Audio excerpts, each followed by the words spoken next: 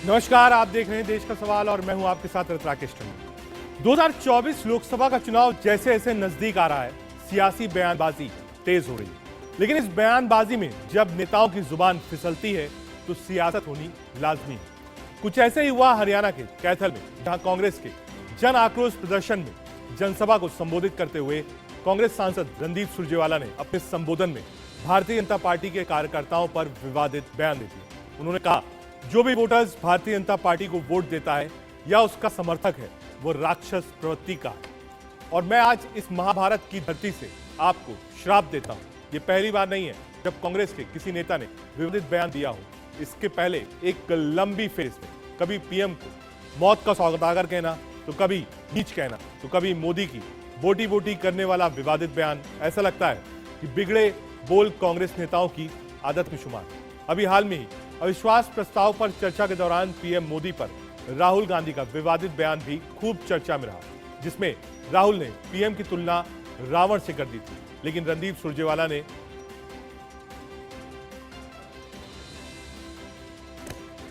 राक्षस हो तुम लोग। भारतीय जनता पार्टी को जो वोट देता है और भारतीय जनता पार्टी का जो समर्थक है, वो राक्षस प्रवृत्ति का व्यक्ति है। मैं आज महाभारत की इस धरती से श्राप देता हूं।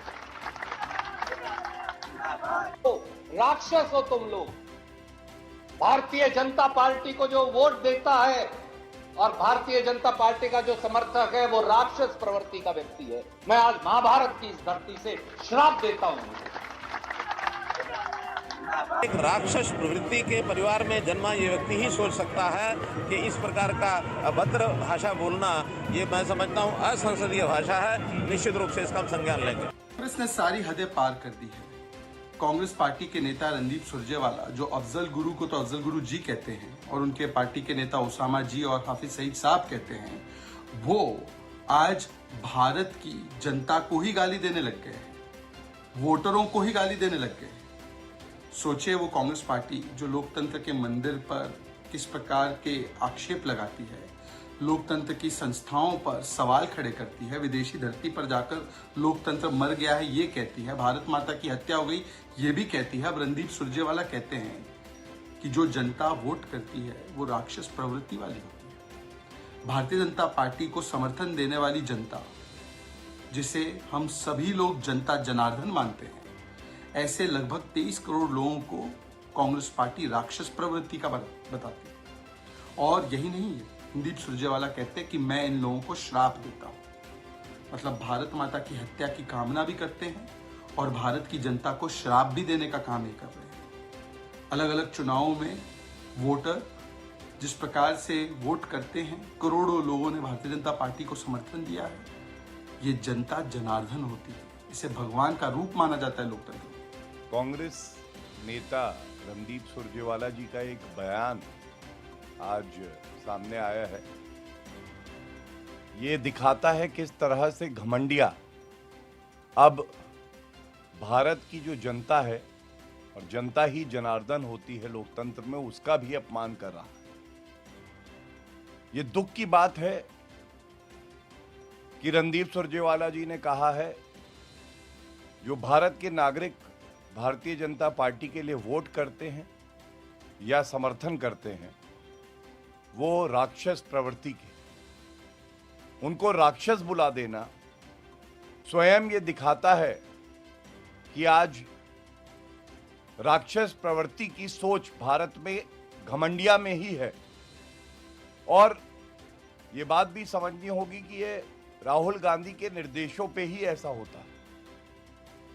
अगर आप देखें तो कुछ दिन पहले ही राहुल गांधी जी संसद के पटल पर भारत माता की हत्या हो गई है ये वक्तव्य दे रहे थे। प्रधानमंत्री जी के लिए रावण से तुलना कर देते हैं और आज रणदीप सुरजेवाला जनता को ही राक्षस बुला लेते हैं। देखिए, ये कांग्रेस का इतिहास रहा है कि देश को अपमानित करना, देश के स्वाभिमान से खिलवाड़ करना, देश की जनता को अपमानित करना। आज सुरजेवाला पूरे तौर से उनको इशारा किया गया है कांग्रेस के हाईकमान की तरफ से और कांग्रेस की प्रथम जो फैमिली हुड के द्वारा कि देश की जनता को अपमानित करो। आज उन्होंने जो सुरजेवाला ने जिस तरह की बातें की है, उनको उनकी तुलना देश की जनता की तुलना जो है उन्होंने राक्षस से की है और उन्हें शराब। कौन क्या कह रहा है उनकी मजबूरी है, ठीक है। वो एक ऐसी पार्टी को बिलोंग करते हैं जिनका भारत के स्वतंत्रता आंदोलन में काफी कंट्रीब्यूशन रहा है, पर उसके बाद they are going from losses into irrelevance. और मुझे लगता है ऐसी बेहुदा बातें करने से उन्होंने ये, इससे जाहिर होता है कि उन्होंने ये निर्णय ले लिया है कि वो विपक्ष में परमानेंट बेसिस में रहेंगे। वो माता की हत्या पर ताड़ी बजाने वाले, टेबल थपथपाने वाले, विदेश में जाकर कहने वाले कि लोकतंत्र की हत्या हो गई, जब कोर्ट उनके खिलाफ आदेश दे दे तो उनके नेता कहते हैं कि आप गांधी परिवार के खिलाफ कैसे आप कोई बयान दे सकते हैं, गांधी परिवार के खिलाफ कैसे आप कोई फैसला दे सकते हैं। तो दिखता है कैसा डीएनए है, ये परिवारवाद का डीएनए है जो फूट फूट कर निकल रहा है। और दिखता है कि वह किसी प्रकार का भी विरोध नहीं सहन कर सकते। आज उनको दिख रहा है कि एक सैलाब है बड़ा जो कि उनके खिलाफ खड़ा है। वो जितने बार ऐसी बातें करते हैं, कभी रावण की भाषा उपयोग करना, कभी राक्षस की भाषा उपयोग करना, जनता इसके विरोध में खड़ी है। जनता आज परिवारवाद के विरोध में खड़ी है, जनता आज भ्रष्टाचार के विरोध में खड़ी है, जनता आज तुष्टीकरण के विरोध में खड़ी है। इसके चलते हुए वह आज जनता को ही राक्षस कहने लगे। हम अपने पैनल पर चलें, लेकिन उससे पहले देश का सवाल क्या है। पहला, कांग्रेस को पीएम में रावण क्यों दिखता है? कांग्रेस को जनता में राक्षस क्यों दिखता है? मोहब्बत की दुकान में नफरती पकवान कैसे आ गए? कांग्रेस के कितने नेता सेल्फ गोल करेंगे? असली मुद्दों से कौन ध्यान भटकाना चाहता है? जुबानी जंग में नेता क्यों भूल जाते हैं मर्यादा? इन्हीं सब पे आज चर्चा करेंगे। हमारे साथ शिवम छाबड़ा, प्रवक्ता भारतीय जनता पार्टी की तरफ से हैं, ब्रिजमोहन श्रीवास्तव जी, प्रवक्ता एनसीपी अजीत गुट की तरफ से हैं, दीपक झा जी मेरे साथ स्टूडियो में हैं, कांग्रेस प्रवक्ता, और कपीश श्रीवास्तव जी, प्रवक्ता समाजवादी पार्टी की तरफ से हैं, और चिराग सेठी, प्रवक्ता आम आदमी पार्टी की तरफ से हैं। आपसे ही शुरू करना चाहूंगा मैं, दीपक जी। दीपक जी, ये जो बयान है आपने सुना, ऑन रिकॉर्ड है, कोई ऐसा नहीं है कि ऑफ रिकॉर्ड है, हमने कोट किया, इसको कितना जायज मानते हैं आप? क्या इसको स्लिप ऑफ टंग मानते हैं, या आप मानते हैं कि जो व्याकरण था वो गलत था? देखिए रजत भाई, सबसे पहली बात, इस देश की जनता सब समझती है। आज जिन मुद्दों पे डिबेट होना चाहिए हम भाग रहे हैं, उनसे डिबेट नहीं करते हैं। ये बात आपके ऊपर भी लागू होती है, हमारे ऊपर भी लागू होती है। आज कोई मीडिया चैनल हिम्मत नहीं करता कि जब मोदी जी कहते हैं दरभंगा में हमने एम्स खोल दिया, और भाजपा से या बीजेपी से या मोदी सरकार से पूछे, हिम्मत है किसी की पूछने की? अगर है तो पूछ के दिखाइए कि मोदी जी झूठा भाषण क्यों देते हैं। अमित शाह जी जब कहते हैं कि अगर भाजपा हार गई तो पाकिस्तान में पटाखे फूटेंगे, है हिम्मत किसी के पूछने की? नहीं है। तो ये डरा हुआ देश, डरा हुआ मीडिया जो मोदी से तानाशाही, मोदी की तानाशाही से डर रहा है। और जब तानाशाही है, इसका मतलब जो तानाशाह गद्दी पे बैठा है वो राक्षसी प्रवृत्ति का है। रावण था, जरासंध था, कंस था, जो उनकी प्रजा थी, जो उनकी जनता थी, वो डरी हुई थी और उस तानाशाही रावण और कंस से सवाल नहीं करती थी। जरासंध ने 18 बार 18 अक्षौहिणी सेना लेके कृष्ण के ऊपर हमला किया था। इसका मतलब जो जनता, जो प्रजा जरासंध के साथ थी, उसी प्रकार जो जनता मोदी जी के साथ है वो उसी प्रवृत्ति की है जैसे सत्ता में बैठे हुए लोगों की है। तो इसमें गलत कुछ भी नहीं कहा। रणदीप सुरजेवाला जी ने कहा है, भरा नहीं जो करुणा से, जिसको जन जन से प्यार नहीं, शासक नहीं, वह असुर है, जिसे किसान, मजदूर, अबला, युवा से प्यार नहीं। तो ऐसे तानाशाह को अगर हमने राक्षस कहा या राक्षसी मानसिकता का परिचायक कहा, और उनको सपोर्ट करने वाले, समर्थन करने वाले लोगों को हम वही कहेंगे, तो इसमें कोई बुराई नहीं है। दूसरी बात, आपने कभी कहा कि गोली मारो सालों को, बोलने वालों को आपने क्या किया? आपने कभी कहा, जिस देश को मोदी जी कहते थे बेटी बचाओ, गलती से स्लिप ऑफ टंग हो जाता है, कहते हैं बेटी बचाओ, तो उन लोगों ने ब्रिजभूषण शरण को संसद के अंदर संरक्षण दिया। आपने खड़े होके मौन हो गए। मोदी जी ने ब्रिजभूषण शरण को मौन संरक्षण दे दिया, सहमति दे दिया, उसके ऊपर कार्यवाही किया। राक्षस वो है, इसके हमारे ऊपर लड़ाई है। राक्षस वो है जो मणिपुर पे बेटियों पे हो रहे बलात्कार को, अत्याचार मुद्दों पर आपने राक्षस करार दिया, ठीक है, इसलिए हमने कहा ठीक है, पॉइंट ले लिया। शिवम छाबड़ा जी के पास जा रहा हूं, आ रहा हूं दीपक, आपने जो पॉइंट रखा है, बीजेपी प्रवक्ता शिवम छाबड़ा जी हमारे साथ हैं, एक बार उनके पास चले जाते हैं। ठीक है, आपने कहा कि साहब जो नियति थी और जो काम हुए विपक्ष में आपको लगता है ठीक नहीं, ठीक है, शिवम एक बार रिप्लाई कर दीजिए। नहीं, रिप्लाई करने के लिए तो है ही नहीं भाई, अपना मुखौटा खुद ही उतार दिया है दीपक भाई ने। इन्होंने दिखा दिया है कि कांग्रेस किस मानसिकता से ग्रसित है। अब आप सोचिए कि अगर देश के मतदाताओं को ही अगर आप उसको कटघरे में खड़ा कर देंगे और कहेंगे उनको राक्षसी प्रवृत्ति करेंगे, आपको तो इसलिए आपकी नहीं मानसिकता चुना को था दर्शाता है कि दीपक। मणिपुर हो जाए। मतदाताओं ने आपको इसलिए नहीं चुना था कि संसद के अंदर बलात्कारी बैठे। मतदाताओं ने इसलिए नहीं सुना था आपको कि आप गोली मारो सालों को। तो मतदाताओं के ऊपर ठिकरा मत फोड़िए मेरे बड़े भाई, देश का सम्मान कीजिए, जनता का जनार्दन का सम्मान कीजिए, कृपया करके ऐसे अनर्गल बयान मत दीजिए। देश देख रहा है, जनता के नाम पे ठिकरा मत फोड़िए। आपकी सरकार, आप लोग राक्षसी प्रवृत्ति के हैं, ये मान लीजिए। रजत भाई जनता के ऊपर ठिकरा फोड़े देंगे और आप इनको चले जाने देंगे। कृपया करके इनको ऐसा बयान देने से बचना चाहिए। अरे रजत भाई, क्या इसी तरह डिबेट होगी तो मेरे को बता दीजिए, मैं उस हिसाब से कर सकता हूँ। मुझे कोई आपत्ति नहीं है करने में, मैं दीपक भाई से ज्यादा बेहतर तरीके से इंटरजेक्ट कर सकता हूँ। नहीं, आप करिए, आप लोग बेहतर से बेहतर कर सकते अगर आप चाहेंगे तो मैं सही आप लोग हैं, झूठ दीपक एक बार जो आपने अपनी सफाई दी है या जो आपने अपना वक्तव्य दिया है, एक बार बीजेपी को उसका उत्तर दे देंगे। एक बार जैसे सारे प्रवक्ताओं ने आपको सुना है। शिवम भाई आ रहा हूं, एक मिनट आ रहा हूं। दीपक मेरा रिक्वेस्ट है, आपके बीच में कोई नहीं बोला था, एक बार शिवम को कंप्लीट कर लें और एक बार ओपनिंग रिमार्क्स सभी दलों के नेताओं से ले लें, उसके बाद आगे बढ़ते हैं। शिवम आपका वक्त। मैंने ये कहा कि आपने, कांग्रेस पार्टी ने अपने मुखौटे को खुद ही उतार के बाहर फेंक दिया है। कहीं ना कहीं मोहब्बत की दुकान का अपने आप को क्लेम करने वाले कितनी नफरत से भरे हुए हैं, इस बात को आज कांग्रेस पार्टी ने सिद्ध कर दिया है। मैं बार बार इस बात को कह रहा हूं, आपका प्रधानमंत्री से निजी रूप से द्वेष हो सकता है, आपका भारतीय जनता पार्टी से, उनके नेताओं से, उसकी विचारधारा से कोई ना कोई द्वेष हो सकता है, लेकिन देश के मतदाताओं से आपने क्यों बेकार में बैर ले लिया है? आप कल्पना करिए कि आप इस मानसिकता से ग्रसित हैं कि देश के मतदाताओं को आपने राक्षसी प्रणाली कह दिया। अब आप मुझे बता दीजिए, अगर देश के मतदाता राक्षस हो गए तो आपको वोट कौन देगा साहब? उसका तो जवाब दीजिए। आपने हिंदुस्तान के प्रधानमंत्री को किस किस एडजेक्टिव से बोला है? मैं अगर रजत भाई आपके शो पे कहना शुरू कर दूंगा तो आप अल्टीमेटली मेरी आवाज को बंद कर देंगे। मैंने पॉइंट ले लिया। इतने गंदे और इतने ऊंचे शब्दों से। लेकिन मेरा एक सवाल और है आपसे, ऐसा नहीं है कि सिर्फ कांग्रेस के ही प्रवक्ता या सिर्फ बीजेपी के प्रवक्ता, आप ओवरऑल अगर 6 महीने का आंकड़ा निकाल लेंगे, और अब तो सब चीज ऑनलाइन है, डिजिटल युग का जमाना है, हर पार्टी में ऐसे लोग हैं जो इस तरीके के बयानबाजी देते हैं। इससे क्या फायदा मिलता है? तो आपको लगता है कि वो राजनीति का जो स्तर था थोड़ा पहले के मुकाबले बहुत नीचे चला गया? नहीं, ये तो मैंने कहा ना, सुर्खियों में रहने के लिए अगर इस प्रकार की बयानबाजी कोई भी करता है तो अनुचित है।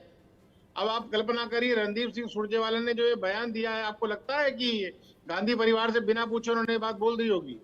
भाई कांग्रेस पार्टी में तो जो भी होता है उनके परिवार से 10 जनपद से होकर के गुजरता है, तो कहीं ना कहीं जो भी बयानबाजी, और मैं आपको फिर बहुत जिम्मेदारी से कह रहा हूँ ये बात आपको, मैं कांग्रेस पार्टी में आज की डेट में जो ये इनका नया ट्रेंड है, आप इसका भी आकलन करके देख लीजिए। पुराना आ रहा हूं आपका, एक बार कपीश जी के पास चलना। कपीश जी, सिर्फ बीजेपी और कांग्रेस में ऐसा नहीं है, तमाम दलों में ऐसे लोग हैं, आपके अभी बहुत सारे बयानबाज हुए, तो क्या इससे बचना चाहिए और राजनीति में कुछ शुचिता रहनी चाहिए बयानों को लेकर?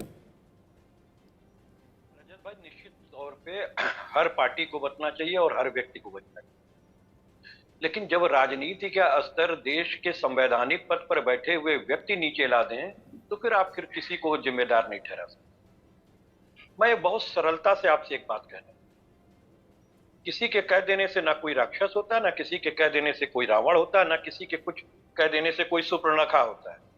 प्रधानमंत्री जी ने कांग्रेस की एक बड़ी लीडर को सुपर्णखा कहा, और वो भी संसद के अंदर। तो अगर उसके उद्बोधन में आगे चल के कुछ लोग उनको रावण कह दें तो फिर उनको भागना नहीं चाहिए, एक्सेप्ट करना चाहिए, क्योंकि शुरुआत आपने की है। 2014 से आप इस देश के नायक हैं, हम सबके नायक हैं।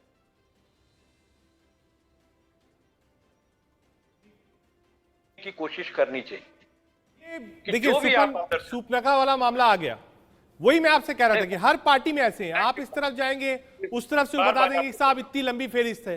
अभी मैं दीपक भाई के पास जाऊंगा, वो भी बता देंगे 15 ऐसे उदाहरण जब ऐसी ऐसी चीजें बोली गई। रजत भाई बहुत संक्षेप में मैं आपको बात कर रखा हूं, मैंने बार बार आप एक मिनट आ रहा हूं, मैंने सूपनका वाला एग्जाम्पल ले लिया। शिवम चावड़ा जी अब बताइए साहब। नहीं, सूत्र का किस विषय में कहा गया रजत भाई? अगर आप उस दिन सदन की उस डिबेट को देख रहे होते तो आपको पता लगता है कि उससे आपको क्या लेना देना है। सूप्रकाश से जिस प्रकार की हरकत रेणुका जी ने उस समय की, मुझे लगता है उससे ऐप उदाहरण नहीं हो सकता है। कमाल कर रहे हैं आप। कमाल। किस प्रकार की मैं तो कह रहा हूं यही मामला फंस जाता है आगे साहब, यही मामला फंसता है। लेकिन शिवम भाई आप कहिए नहीं साहब वो भी गलत था, ये भी गलत है, वहां मैं मान जाऊंगा। आप कहोगे नहीं साहब ये चीज सही है, हम जो कहें वो सही है, दूसरा जो कहे वो गलत है, यहाँ मामला बिगड़ता है। आ रहा हूं आपके पास, आ रहा हूं। एक बार ब्रिजमोहन श्रीवास्तव जी के पास जाऊंगा।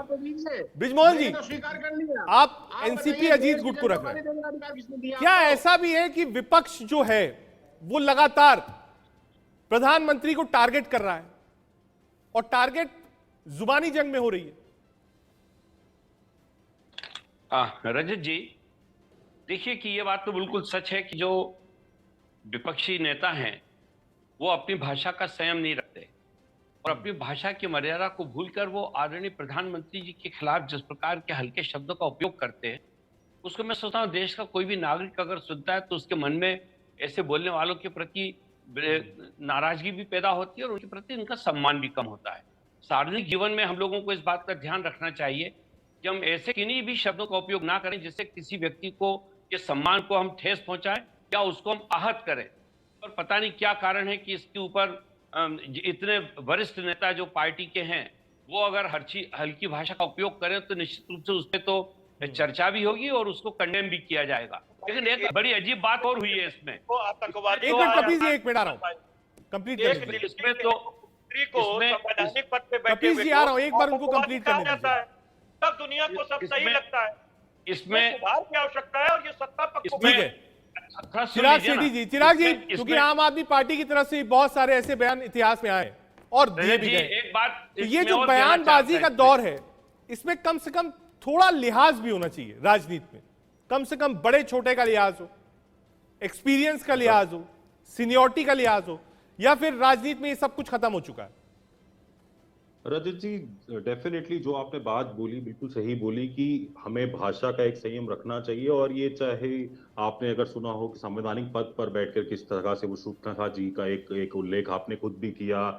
अभी पीछे जब संसद चल रही थी उसमें भी एक और नेता है उन्होंने बोला कि औकात दिखा देंगे। तो देखिए इस तरह के जो वक्तव्य आते हैं हजारों लाखों लोग बच्चे ये देख रहे होते हैं और वो ये समझते हैं कि किस तरह की भाषा हमारे चुने हुए प्रतिनिधि यूज करते हैं। आज हमें बात करनी है नौकरियों पे, आज हमें बात करनी है मणिपुर में, आज हमें बात करनी है ग्रोथ पे, आज हम बात कर रहे हैं भ्रष्टाचार पे। ये सारी बातें छोड़कर हम बात करें आपने इसको ये बोला, आपने उसको वो बोला, हमने मेन मुद्दों पे बात ही करना छोड़ दिया। आज एक ये वर्ड जो राक्षस किसी ने यूज किया हम उस पर डिबेट कर रहे हैं, बट हमने मणिपुर की डिबेट पे बात नहीं की। हमने बात नहीं किया कि मणिपुर में क्या हो रहा है, हमने बात नहीं किया कि रोड का जो 18 करोड़ का जो कॉस्ट था वो 250 करोड़ कैसे हो गया। उन सब चीजों पे हम बात ही नहीं कर रहे हैं।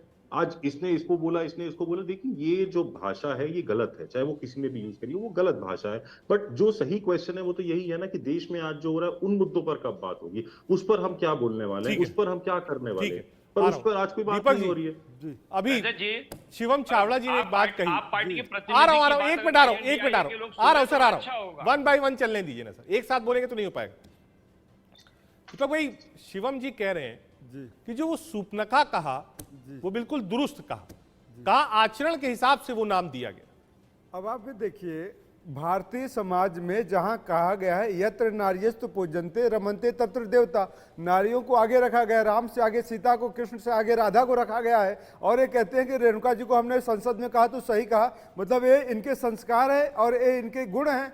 तो दूसरी बात मैं कहूंगा, भस्मासुर जो था भगवान शंकर की उपासना करता है और शंकर जी से वरदान ले लेता है कि आप, मैं जिसके सर पे हाथ रखूं बस भस्म हो जाए। भारतीय जनता पार्टी और मोदी सरकार वे उसी भस्मासुर की मानसिकता से ग्रसित है कि जनता से आशीर्वाद लिया, सिंहासन लिया, भारत की सत्ता पे बैठे और प्रधानमंत्री बन गए। अब भस्म कर रहे हैं जनता को, महंगाई से भस्म कर रहे हैं, बेरोजगारी से भस्म कर रहे हैं और गोली मारो का नारा देते हैं उससे भस्म कर रहे हैं, हिंदू मुसलमान से भस्म कर रहे हैं, लड़ा रहे हैं। तो भाजपा को अपने गिरेबान में देखना चाहिए। और नरेंद्र मोदी जी की भाषा तो कमाल की है, जब कहते हैं जर्सी गाय किसी महिला के लिए एक क्या शोभा देता है। मेरे भाई शिवम छाबड़ा, आपके घर की किसी भी महिला को या आपकी पार्टी के किसी भी महिला नेता को मैं कहूं जर्सी गाय, तो क्या आपको शोभा देगा? क्या आप ही बता दीजिए। अगर शोभा देता तो मैं आपकी सारी नेताओं को जर्सी गाय कहना शुरू कर देता हूं मैं आपको। तो देखिए, शब्दों की गरिमा हम देश के प्रधानमंत्री से उम्मीद करते हैं, लेकिन जब प्रधानमंत्री चरित्र का पतन करते हैं अपने, तो फिर विपक्ष को आना पड़ेगा।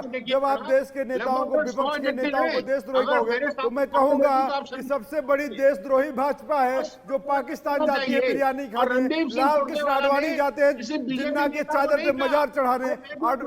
आडवाणी जी तो मजार चले गए थे, चादर चढ़ा दिया था। उसके बाद मोदी जी चले गए, बिरयानी खाए, गले मिले, सबने देखा। नवाज शरीफ तो कारगिल कराया था जिस व्यक्ति ने, मोदी जी उसके यहाँ जाते हैं बेशर्मी के साथ बिरयानी खाते हैं। जो चाइना हमको लाल आंख दिखाता है, मोदी जी को जहाँ लाल आंख दिखाना चाहिए वहाँ मोदी जी शांत हैं, बैठे हैं।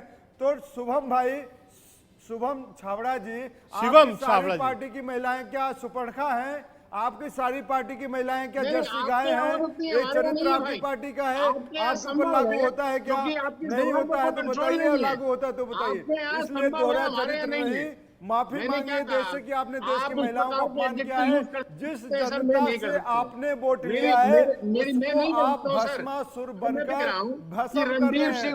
महंगाई पे बात कर लीजिए, वो हिंदुस्तान के रजत भाई, सबसे कमाल की बात, 1 किलोमीटर सड़क बनी थी 18 करोड़ में, 250 करोड़ से ऊपर कैसे बजट हो गया? उसको बता दीजिए। मध्य प्रदेश में कलेक्टर जी का रिपोर्ट आया है, उन्होंने विस्फोट कर लिया, उन्होंने विस्फोट कर लिया। पेशेंट एडमिट है, आयुष्मान घोटाला करते हैं, उसमें लोग बात नहीं करते। तो आयुष्मान घोटाला, अन्य घोटाला और रोड घोटाला, उस पर बात नहीं करेंगे और आएंगे कि भैया हमको राक्षस क्यों बोला? अरे राक्षस बोलेंगे, भाजपा को राक्षस बोलेंगे, क्योंकि संसद के अंदर बेटियों का बलात्कार करने वाले मौजूद हैं। चीर हरण करने वाला दुर्योधन था, तो भाजपा सरकार ने चीर हरण किया है। मणिपुर की बेटियों का, मणिपुर की बेटियों को निर्वस्त्र किया गया है। जिस तरीके से भरी सभा में द्रौपदी को निर्वस्त्र किया गया था, ठीक उसी प्रकार से हमारी मणिपुर की बेटियों के साथ, बहनों के साथ ये निर्लज्ज डबल इंजन की सरकार ने किया है। कृपया करके आप राक्षसी प्रवृत्ति की है ये मान लीजिए और कहिए कि हमसे गलती हो गई, हमने देश की इज्जत नहीं बचाई, हमने मां बहनों की इज्जत को लुटने दिया।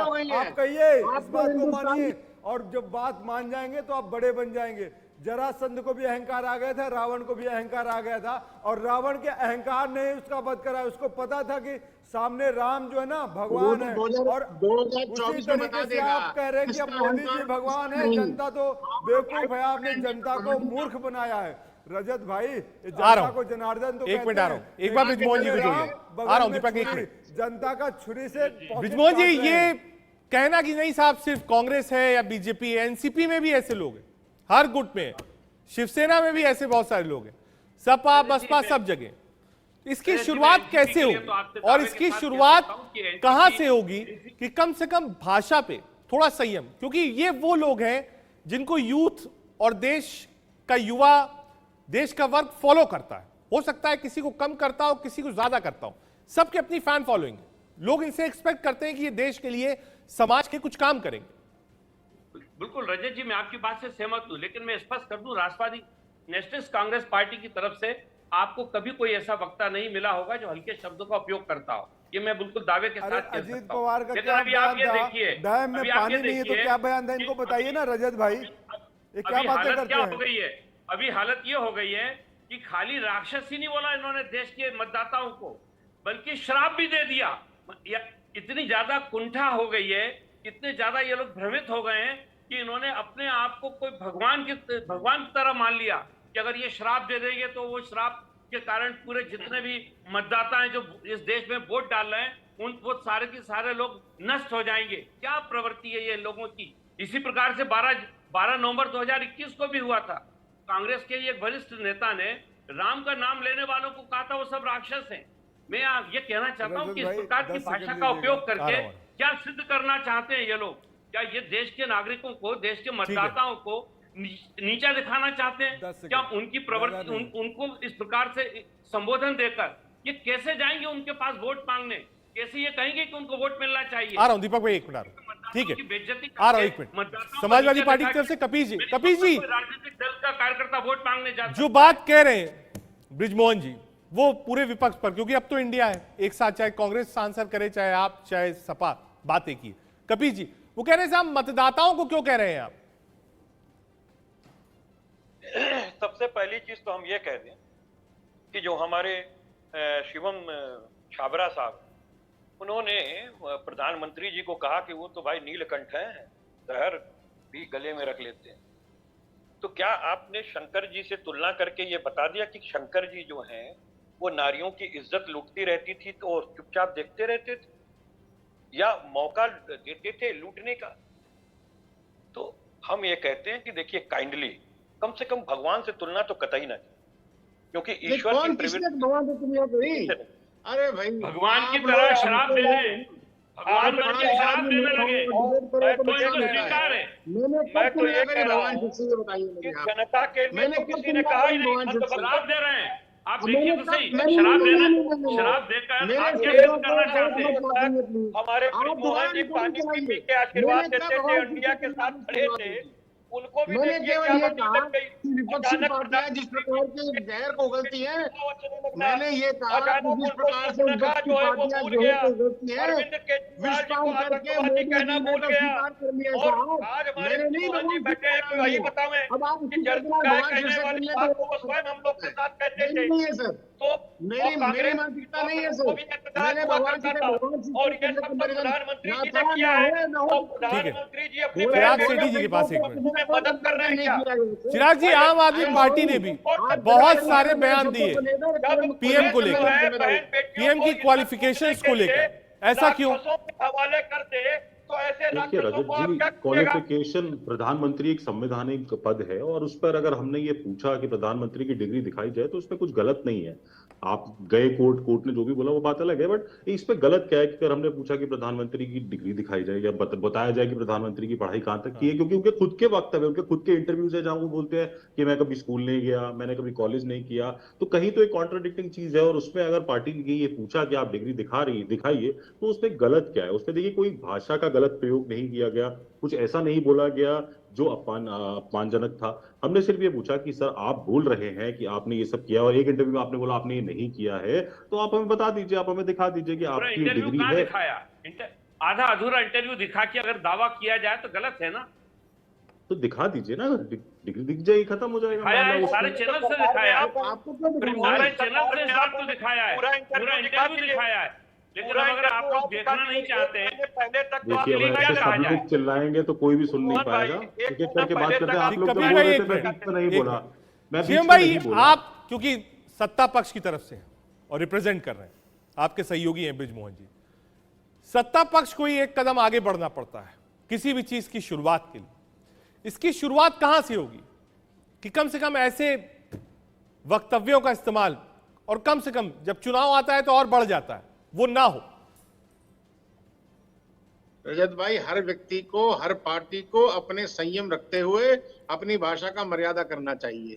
लेकिन मैं फिर कह रहा हूं कि हो सकता है कि मैं रजत टंडन जी को 4 बात कह दूं, रजत टंडन जी 4 बात मुझे भी कह सकते हैं, लेकिन अब आप कल्पना करिए कि आपके व्यूअर को गलियाने लग जाएं, तो वो आपकी मानसिकता को दर्शाता है। मैं बार बार ये कह रहा हूं, आप दोनों को एक पत्र पे मत देखिए।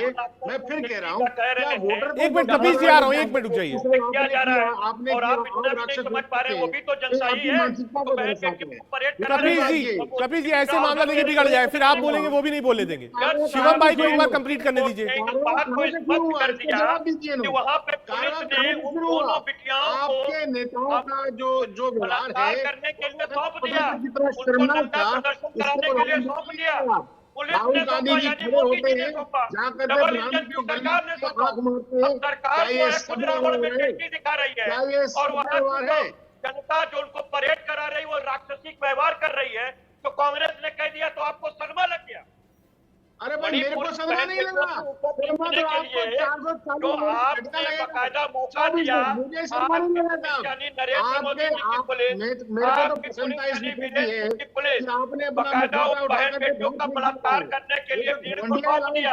भीड़ को राक्षस प्रवृत्ति का ना कहा जाए, कि साहब प्रधानमंत्री का बेटा प्रधानमंत्री बन गया। आपको कुंठा इस बात की, आपको कुंठा इस बात की है कि देश का प्रधानमंत्री गरीब का बेटा कैसे बन गया, इस बात की कुंठा है। उनकी मेंटेलिटी को कहते हैं कि वोट लेने के लिए कह रहा हूँ, दिल्ली के अंदर में क्या आम आदमी पार्टी और कांग्रेस पार्टी इसका मतलब है कि पुलिस ने 2 महिलाओं को उनको निर्वस्त्र करने के लिए, उनको बाकायदा बलात्कार करने के लिए। एक बार वापस चलते हैं कांग्रेस पर। आ रहा हूँ शिवम भाई, आ रहा हूँ। कपिल जी आप मानेंगे भी नहीं, आ रहा हूँ। दीपक जी मैं एक चीज समझना चाहता हूँ, ठीक है कपिल भाई हो गए। यहाँ सवाल एक कदम आगे का था। अब तक जो भी टिप्पणी करते थे आप बीजेपी पर या फिर प्राइम मिनिस्टर पर टिप्पणी हुई थी, जनता के ऊपर टिप्पणी करना ये कहां तक जायज है? तो जनता जनार्दन है, जिसको चाहे वोट दे, जिसको चाहे सिंहासन दे, जिसको चाहे सत्ता का रास्ता दिखा दे। जनता को बोलना क्या ही वाजिब था? देखिए जनता पे टिप्पणी नहीं है, बात है कि जो इस सरकार के उस मानसिकता को समर्थन करते हैं, राक्षसी मानसिकता को जो समर्थन करते हैं, वो उसी कैटेगरी के लोग आएंगे। अब देखिए इस सरकार का झूठ देखिए, गृह मंत्री जी संसद भवन के अंदर कलावती को लेकर झूठ बोलते हैं, गृह मंत्री जी संसद भवन के अंदर रूस और यूक्रेन के लेके झूठ बोलते हैं कि हमने 3 दिन युद्ध रुकवा दिया था। आप यूक्रेन का और रूस का युद्ध रुकवा सकते हैं, लेकिन आप भारत में मणिपुर को 3 दिन में कंट्रोल नहीं कर सकते। ये हमारे देश की ताकत है, खूबसूरती है हमारे गृह मंत्री की। आप मणिपुर, अरे शिवम भाई चुप रहिए ना भाई, आपकी आवाज नहीं जा रही। शिवम जी एक बार वो कंप्लीट कर लेना, 2 लोगों की ऑडियो एक साथ आपको भी नहीं समझ आएगी, वो कंप्लीट कर दे, मैं सीधे आप ही के पास आऊंगा। देखिए दूसरी बात मैं कहूंगा, गृह मंत्री जी जब कहते हैं मणिपुर में आदिवासी जो है वो म्यांमार से आए हैं, तो गृह मंत्री जी आप ये बताइए, जब पैदा नहीं हुए थे आपकी पार्टी और आपके लोग, तब से ये देश बना हुआ है और इस देश में वो लोग रह रहे हैं। आज जिनको आप कहते हैं इस देश के लोग नहीं है, तो क्या आपकी हिम्मत है उनको इस देश से बाहर निकालने की? आप इस देश में सिर्फ एक वैमनस्य पैदा करना चाहते हैं। दूसरी बात मैं आऊंगा, इन्होंने एक जन विश्वास बिल भी पास कर दिया जिसमें कि सजा कम कर दिया। भाई अब मिलावटखोर दवाइयां बेचे, नकली बेचे, जनता को मरने दीजिए। तो ये ऐसी सरकार को क्या राक्षसी प्रवृत्ति या आश्रय प्रवृत्ति का नहीं बोलेंगे कि जो दवाई, जो कंपनियां नकली बेचेंगी, मिलावट की दवाइयां बेचेंगी और आप खा लीजिए मर जाइए? सरकार कहे कि भैया ये तो दवाई कंपनियों ने बनाया था, हम तो जुर्माना लगा देंगे। तो ऐसी सरकार को हमने कहा है राक्षसी मानसिक। सुरजेवाला जी ने, रणदीप सुरजेवाला जी ने इस मानसिकता से ग्रस्त सरकार को कहा है ये सरकार राक्षसी है, जो जनता की मौत का व्यापार करती है, जो जनता को मारने का व्यवहार करती है। ऐसी सरकार राक्षसी है और इस राक्षसी सरकार को जो समर्थन करते हैं उसी मानसिकता से ग्रस्त है। ठीक है शिवम चावड़ा जी, आप कहिए सरकार राक्षसी है, मैं उसका जवाब देने का आपको अधिकार रखता हूं दीपक भाई, लेकिन देश के मतदाता को तो कम से कम राक्षसी मत कहिए। केवल मेरा आर्गुमेंट ये है। और दूसरी बात, अभी आपने कहा कि जनता ने आपको भी चुना है, जनता ने हमको भी चुना है। पैदा हुए महाभारत का युद्ध हुआ था ना, महाभारत का युद्ध हुआ था, अर्जुन एक तरफ था, पांडव एक तरफ थे, युधिष्ठिर अलग था। अरे तो आप वो कौरव सेना हो, आप उस देश के कौरव सेना हो, मापदंड बनाया मोदी जी आप लोगों ने आंख बंद करके महिलाओं के ऊपर हो रहे अत्याचार को देख रहे हैं। आप लोग उस कराया कि पार्टी सरकार के जवाब नहीं देती। उस विचार के सरकार आगे के बढ़ाने वाले लोग हो के गृह जिसमें न मंत्री, महिलाओं का पूरी सम्मान है, सरकार न सदन बेटियों में का सम्मान डिस्कशन है, करने के न लिए देश के तैयार युवाओं थी का और सम्मान कोई है, डिस्कशन न करने देश के में लिए काम तैयार करने नहीं वालों था। का सम्मान तो है। कांग्रेस चंद पार्टी भी व्यापारी उसके मित्रों के अंदर लिए उसको आप वो देश को डिस्कशन नहीं कुर्बान देना करते रहे हो, चाहते थे। देश को इसका बर्बाद मतलब करते है रहे हो कि आपके मणिपुर दोहरे के मापदंड अंदर। को एक्सपोज देखिए किया गया। दूसरी बात, आप लोग संसद स्वयं कुछ भवन कर के अंदर लीजिए। कौन प्रधानमंत्री कहता है कि भाई इस शेयर बाजार में, इसमें मार्केट में दांव लगा लो?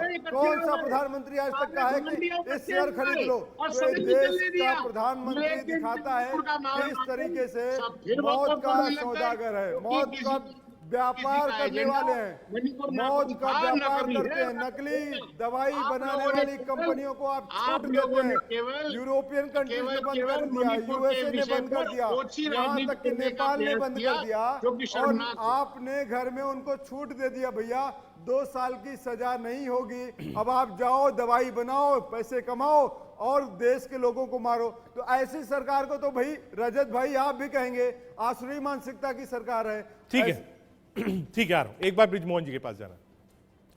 ब्रिजमोहन जी, लेकिन जब जब हमने देखा, ये एक क्रोनोलॉजी है, हो सकता है दीपक जी मेरी बात से सहमत ना हो, जब जब प्राइम मिनिस्टर के ऊपर वॉर हुआ है, शब्दों का बाण चला है, उससे बीजेपी और प्राइम मिनिस्टर दोनों को फायदा हुआ है। जी बात बिल्कुल सच है, क्योंकि देश की हमारी जो जनता है वो सहिष्णुता पे विश्वास करती है। अब देखिए कि एक तरफ ये लोग कहते थे कि हम मोहब्बत की दुकान खोलना चाहते हैं और इस प्रकार की भाषा का उपयोग करके ये खुद अपने उस उद्देश्य को नकार रहे हैं जिसकी बात ये लगातार करते रहे। तो मेरा कहना यह कि देश में इस प्रकार के कड़वे शब्द, ऐसी भाषा जो दूसरों को आहत करने वाली हो, इसको नापसंद किया जाता है। हमारे बड़े रजत भाई इस बात की शिक्षा देते हैं रजत कि भाई, हमेशा अपने वो बयान आपको सार्वजनिक याद है? जीवन में अच्छे शब्दों का उपयोग करना चाहिए। आज के लेकिन बड़े अफसोस की बात है, उप मुख्यमंत्री बड़े ने क्या अफसोस बयान की दिया बात था? यह है कि डैम में इस पानी नहीं तो मुद्दे मैं पर कैसे भर दूं? विपक्ष बताइए के क्या जो लोग बयान हैं, था? वो देश गंभीरता में से टीवी विचार ही चैनल नहीं पे मैं बैठ करते। के और बोल नहीं यही सकता, कारण मुझे है, यहाँ पे यही शर्मिंदगी कारण है महसूस हो इनकी रही है। पराजय के पीछे, यही कारण है ब्रिजमोहन इनकी जी, हार के पीछे। आप किसका और बचाव कर रहे हैं? इस प्रकार काला के कंबल कड़वे ओढ़ के शब्दों आ गए से हैं तो क्या आपके ऊपर निश्चित दाग रूप नहीं से दिखाई देंगे? आदरणीय प्रधानमंत्री जी काला की कंबल शक्ति ओढ़ में के इजाफा बैठ होता गए है हैं, भाजपा में और चले गए हैं, उनका जन तो क्या समर्थन अजीत बढ़ता है। पवार का वो दाग धुल जाएगा? ये जितना तो कहते थे कहेंगे मैं मैं डैम आपसे भर फिर दूं, कहना जनता चाहता हूँ, पीलेगी। अरे आप उसके जब बयान अजीत देने दादा वाले पवार के की लोग बात करते हैं तो आपने आपको ये अपने मालूम नेता ही नहीं को धोखा होता दे दिया। कि कैसी क्या बातें है करते हैं स्थिति। रजत खाली भाई? खाली हम इन लोगों एक से आरोप उम्मीद लगाने कहाँ के की लिए जा आरोप सकती है? लगाएं। मैं इन लोगों कहता से हूँ कि इस उम्मीद मुद्दे नहीं की पे जा कभी सकती खुल कि के ये बात देश कर को लीजिए, बचाएंगे। लेकिन ये बात करने को सिर्फ कोई और तैयार नहीं सिर्फ होता। सत्ता मैं को फिर पाने कहना के चाहता लिए हूँ कि मोदी ऐसे जी के शब्दों सामने, के उपयोग बीजेपी के से सामने किसी कपिल जी, प्रकार का क्या लाभ विपक्ष और हमलावर हो जाएगा आने वाले समय में? 5 राज्यों में चुनाव है, लोकसभा चुनाव बिल्कुल अगले ही साल है, तो माना जाए बयानबाजी अब धीरे धीरे बढ़ती जाएगी। ये तो प्रधानमंत्री जी पे निर्भर करता है कि प्रधानमंत्री जी एक संवैधानिक पद पर खड़ा होकर के घमंडिया कहें और फिर अगला आदमी कहे निकम्मा दल अलायंस है, तो ये गलत शब्दों का उपयोग ये करें वो जिम्मेदारी आप आदरणीय प्रधानमंत्री जी पे डालें। तो प्रधानमंत्री जी ने जो किया है वही कह रहा हूँ। राक्षस शब्द का उपयोग आप करें और उसके बाद जिम्मेदारी आप भारतीय जनता पार्टी पे डालें, आदरणीय प्रधानमंत्री जी पे डालें। और हम कह रहे हैं निकम्मे दल अलायंस में आप 1 महीने में शामिल हो जाते हैं अपने स्वार्थ के लिए। मैं कह रहा हूँ शामिल हुए, मैं कह रहा हूँ हम शामिल हुए हैं, हम शामिल हुए, डंके की चोट पे शामिल हुए हैं और इसके लिए हमको किसी से अनुमति लेने की जरूरत नहीं थी। हम निश्चित रूप से हम शामिल हुए, लेकिन हम ये कहना चाहते हैं, मैं राष्ट्रवादी कांग्रेस पार्टी की तरफ से कहना चाहता हूँ कि आप लोग सही शब्दों का उपयोग करिए, एक सकारात्मक राजनीति करिए। सकारात्मक राजनीति करने के लिए एनडीए तैयार है जवाब देने के लिए, लेकिन आप ऐसे अपशब्दों का उपयोग करें, आप देश के प्रधानमंत्री जी के खिलाफ ऐसे शब्दों का उपयोग करें, देश की जनता को आप राक्षस कहें, इससे पता लगता है कि आप लोगों का विवेक खत्म हो गया है। विवेकहीन होकर राजनीति करने वाले लोगों को इस देश की जनता अपने घर पर फिर बैठा देगी एक बार कि पक्का समझ लिया। पक्का नहीं जाएगा। और मैं साफ बात कह रहा हूँ कि स्वार्थ जो लुप्तावश कोई कुछ भी कह ले, जनता समझने वाली नहीं है। आप शब्दों का चयन अच्छा करिए, देश के प्रधानमंत्री के लिए अच्छे बेहतर शब्दों का उपयोग करिए, फिर आइए मैदान में। लेकिन आप शब्दों का उपयोग करते हैं कि आप शराब देने की बात करते हैं, कैसे खड़े हो गए? जो मतदाता उनको आप राक्षस बोलते हैं, इसको सभ्य समाज में कैसे स्वीकार किया जा सकता है? इसको मैं नहीं सोचता कि एक सभ्य समाज में ऐसे इस प्रकार की मानसिकता को स्वीकृति मिल सकती है। ये अपनी कमियों को देखने की जगह इस प्रकार की भाषा को समर्थन दे रहे हैं, इस प्रकार के लोगों को समर्थन दे रहे हैं। मैं सोचता हूँ कि आने वाले दिनों में जनता इसका जवाब देगी। होना पड़ेगा, जिसको जनता से बचना होगा। आप चिंता ना करिए, जनता इन सारी बातों को सुन रही है। ठीक है, जिन लोगों को एक बार चिराग जी को भी जोड़ लेते क्या हैं। उनके द्वारा वोट मांगने जाएंगे? चिराग जी, क्या ये सारी चीजें इसलिए होती हैं कि हेडलाइंस आपको मिल जाए? रखेंगे क्या? क्या इनको आपने राक्षस एक कदम कहा है, आगे बढ़ने क्या के लिए आप भी उनके पास वोट मांगने जा पॉलिटिकल सकते हैं? पार्टी से जो लोग होते हैं वो ये बयान देते हैं कि साहब ऊपर के जो लोग हो वो खुश हो जाएं? देखिए, जिस तरह का भी बयान आता है वो बहुत सारे लोगों को इफेक्ट करता है, और हमें फिर वही लगता है कि आज बात करनी है किसी और मुद्दों पर, हम बात किसी और मुद्दों पर करने लग जाते हैं और वो सारा नैरेटिव चेंज हो जाता है। आज हम मणिपुर की बात नहीं करते, आज हम करप्शन की बात नहीं कर रहे हैं, आज हम किसी और चीज की बात नहीं कर रहे हैं। ये एक शब्द उठाकर हमने बात की, इसने ऐसा बोला। देखिए, ये जो भाषा है ये गलत है, और अगर हमें इसे ठीक करना है तो हमें इसे ऊपर से ठीक करना पड़ेगा। चाहे वो किसी के लेवल पे भी ये बात हुई हो, उन सबको अपनी भाषा पे एक लगाम लगानी पड़ेगी। हमें समझना चाहिए कि लाखों करोड़ों लोग हमें देख रहे हैं। हम एक संवैधानिक पोजीशन पर, हम एक ऐसी जगह पर बैठकर ये बोल रहे हैं जहां लाखों करोड़ों लोग हमें सुन रहे हैं। आज वो लोग सुनना चाहते हैं कि हमारे देश में प्रोग्रेसिव क्या हो रहा है, आज हम मणिपुर के लिए क्या कर रहे हैं, आज हम करप्शन के लिए, एम्प्लॉयमेंट के लिए क्या कर रहे हैं। आज हम उन सब पे बात ही नहीं कर रहे हैं। आज हम सारा जो फोकस आ गया वो उस चीज पे आ गया कि आपने ऐसा बोला, आपने ऐसा बोला, आपने ऐसा बोला, आपने ऐसा बोला। जो मेन मुद्दा है उस पर तो हमने डिस्कशन ही नहीं किया, हम उस डिस्कशन से हट गए। आप देखिए, उस पूरी स्पीच में सुरजेवाला जी ने बहुत सारी चीजें बोली होंगी, बट आज हमारा डिस्कशन जो है वो ये हो रहा है कि उन्होंने ऐसा क्यों बोला। देखिए, ये भाषा की मर्यादा हम सबको रखना बहुत जरूरी है। हम चाहते हैं कि देश ग्रो करे, लोगों को एक अच्छी जिंदगी दे। कि हम सब लोग यहाँ मुद्दा उठाने आते हैं, हम सब लोग लोगों के मुद्दे उठाते हैं, हम लोगों के जो दुख है, दुविधाएं हैं, उन सब के लिए हम यहाँ पर आते हैं। बातों में ये चीजें बहुत अच्छी लगती है चिराग भाई, बहुत मतलब ये सुनने में अच्छा लगता है, लेकिन इसको अपने व्यवहार में कैसे लाएं राजनेता, ये बहुत मुश्किल है। एक बार शिवम पास, शिवम थोड़ा सा और ऊपर उठकर इस डिबेट में कहीं ना कहीं तो पूर्ण विराम इस पर लगेगा। कौन लगाएगा? पहला। दूसरा, कांग्रेस कहती है इस परंपरा की शुरुआत भारतीय जनता पार्टी ने करी अपने वक्तव्यों से, खासतौर से चुनाव में। उसके बाद कांग्रेस ने ये परिपाटी अपनाई। रजत भाई, मैं फिर कह रहा हूं और आपके शो के माध्यम से ये कह रहा हूं, हर व्यक्ति को अपनी भाषा पे संयम होना चाहिए। हमको ये समझना होगा कि जैसा चिराग भाई ने कहा कि कहीं ना कहीं देश के अंदर में सब लोग हमको देखते हैं और हम किस प्रकार की भाषा का उपयोग करते हैं, ये हमारी जिम्मेदारी है भाई, सीधी सी बात है, इसमें कहीं को दो राय नहीं।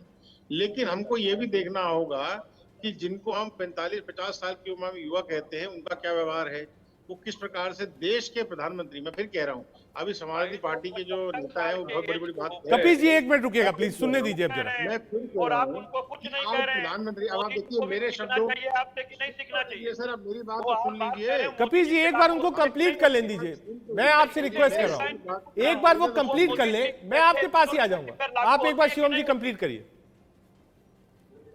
भाई इसे कहते हैं असहमत भाई। हाँ दीपक भाई एक मिनट में बात नहीं सुन, शिवम जी कंप्लीट करिए जल्दी। मैं सिर्फ ये कह रहा हूं कि हर व्यक्ति को अपनी भाषा पर संयम रखना चाहिए, इसमें कहीं को दो राय नहीं है। लेकिन मैं फिर कह रहा हूं कि जब देश के संवैधानिक पदों पर व्यक्ति बैठा हो, उसके खिलाफ में जो अपशब्द कहे जाते हैं उससे अत्यंत पीड़ा होती है।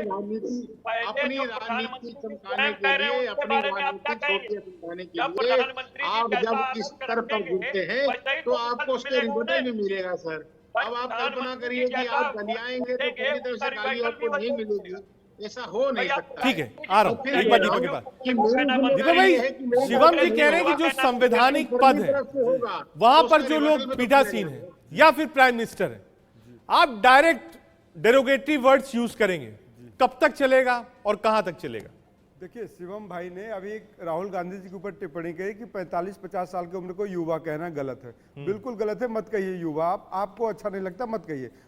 फिट हैं, एक्सरसाइज करते हैं, योगा करते हैं, जिम करते हैं, वो करते हैं, फिट है भाई, आपको तकलीफ हो सकती है। लेकिन 70 साल के बुजुर्ग व्यक्ति को मैं दादाजी कहूंगा। मोदी जी तो दादाजी की उम्र के हैं ना भाई, हमारे और आपके। तो दादाजी जब महिलाओं को कहेंगे जर्सी गाय, दादाजी जब महिलाओं को कहेंगे सुपर्णखा, दादाजी जब कहेंगे बेटी पढ़ाओ बेटी बचाओ, तो दादाजी के अंडर में जब छोटा बेबी जाएगा संरक्षण लेने ब्रिजभूषण और कहेगा भाई ये बलात्कारी है तो इसको बचा लो, तो दादाजी संसद भवन के अंदर संरक्षण दे रहे हैं। और निर्मला आंटी जी, जो निर्मला चाची बोलूंगा मैं उनको, निर्मला चाची कहती महंगाई बढ़ गई क्योंकि मैं टमाटर नहीं खाती, महंगाई बढ़ गई क्योंकि मैं प्याज नहीं खाती, महंगाई बढ़ गई क्योंकि मैं दूध नहीं पीती। अरे चाची जी देश को बताइए आप क्या खाती हैं क्या पीती, उससे फर्क नहीं पड़ता, देश हर वो चीज खाता पीता है। तो निर्मला चाची और मोदी दादा ये दोनों को दोनों ने मिलकर देश को तबाह कर दिया। और इन लोगों ने जुमलेबाजों को संरक्षण दिया है, अपशब्द बोलने वालों को संरक्षण दिया है।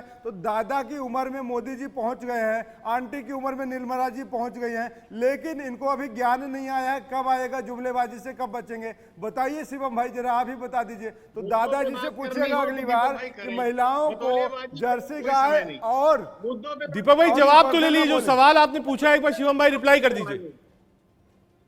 मैंने कहा ना मुद्दों पे बातचीत करनी हो तो करेंगे, बतौलेबाजी पे कोई रिप्लाई नहीं। नहीं, दादाजी की उम्र को दादाजी कह दिए तो क्या बुरा लगा भाई, चाची की उम्र को चाची कह दिए, क्यों चिढ़ रहे हैं भाई? अभी तक आप बच्चा बोलते थे तो बड़ा बुरा, आप बच्चा बोले, आप XYZ बोले तो ठीक है। अब मैंने दादाजी बोला है, मोदी जी दादाजी की उम्र क्या है भाई, उनको नमन है, प्रणाम है, लेकिन महिलाओं का अपमान कब तक करेंगे मोदी जी देश को? बताइए आज कब तक मोदी जी देश में महिलाओं का अपमान करेंगे? कब तक ये दादाजी के उम्र का बुजुर्ग व्यक्ति जो हमारे देश का प्रधानमंत्री है, कब तक महिलाओं को सुपर्णखा बोलेगा, कब तक जर्सी गाय बोलेगा? देश को बताइए आप कब तक अपमान सहे, कब तक बलात्कारियों को आप संरक्षण देंगे संसद भवन के अंदर, कब तक निर्मला चाची कहेंगी कि मैं प्याज नहीं खाती, मैं टमाटर नहीं खाती? बताइए देश को आप कब तक इस देश में नकली दवाई बेचने वालों को आप फांसी नहीं देंगे? बताइए आप देश को, क्यों आपने जुर्माना लगा के छोड़ दिया इन लोगों को? बताइए आप। नेपाल छोटा देश है रजत भाई, हमारी 16 कंपनियों को बैन कर दिया है कि भारत से हम फार्मेसी दवाई नहीं खरीदेंगे, मेडिकल चीजें हम नहीं खरीदेंगे, भारत की 16 कंपनियों को। तो इस देश को और मोदी सरकार को शर्म से डूब मरना चाहिए, जनता को मारने का पूरा प्रयास कर रहे हैं और बेशरम हो के इनको देखिए शर्म भी नहीं आती, दादा की उम्र के हो गए हैं लेकिन फिर भी शर्म नहीं आती। तो दादा को बचाने के लिए इनकी फौज खड़ी है, ये देखिए ना दादाओं की प्रवक्ता यहाँ पे बैठ के बात कर रहे हैं। अरे दादाजी बताइए ना, दादाजी बताएंगे क्या? दादाजी से पूछिएगा सुपर्णखा कब तक कहेंगे महिलाओं को, दादाजी से पूछिए मणिपुर पे कब मुंह खुलेगा? अरे दादाजी बताएंगे देश को मणिपुर पे कब मुंह खुलेगा? अरे अरे दादाजी बताइए ना, धृतराष्ट्र बन के कब तक आप मौन धारण करेंगे? धृतराष्ट्र बन के मौन धारण कब तक करेंगे भाई छाबड़ा जी? आप मुझसे चाह रहे हैं कि मैं इन सब दादाजी कुछ बोलेंगे इस देश के दादाजी, इस देश के दादाजी कुछ बोलेंगे, जनता को जवाब देंगे? नहीं बोलेंगे। इसीलिए हमने कहा, सुरजेवाला जी ने कहा कि सरकार आसुरी सरकार है, जहां न महिलाओं का सुरक्षा होगा, जहां न अगर आपने नारी का सम्मान होगा, जहां न देश के युवाओं का सम्मान होगा। बहस जारी है। कोशिश हमारी ये थी कि कम से कम कोई रास्ता ऐसा निकले जहां जो राजनेता हैं वो थोड़ा सोच समझ कर बोले, लेकिन मुझे लगता नहीं कोई रास्ता फिलहाल निकल पाया। देश के सवाल में आप सब आए, बहुत शुक्रिया आपका।